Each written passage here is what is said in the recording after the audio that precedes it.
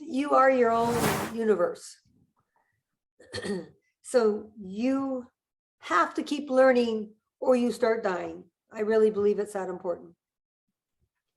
It's just like people that retire, 6 months later, they have a heart attack. Why is self-education so important? No, because you are your own universe. So you have to keep learning or you start dying. I really believe it's that important. It's just like people that retire, 6 months later, they have a heart attack. No purpose. No, you got to, just like a muscle, you have to work it out. Work it out.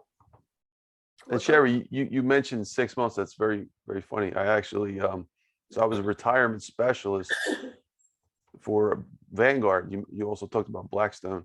When I came out of college, that was at that time it was the largest investment company in the world, and I noticed that trend too. Like the people I would talk to all day long on the headset, they wouldn't be calling again 6 months later.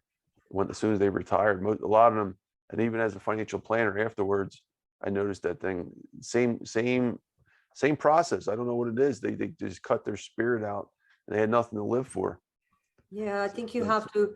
Your muscles will atrophy if you only go to the gym and look at them. Yeah. Look at all those weights. That didn't mean you did anything. So your brain is even more so. Keep it pliable. Keep looking and thinking, even if it's not in your comfort zone. That's what I love doing. I love learning about things that people, I would initially say, no way, you're off your rocker. And then I'm like, but wait, what if? See, that I think is the beautiful space of imagination.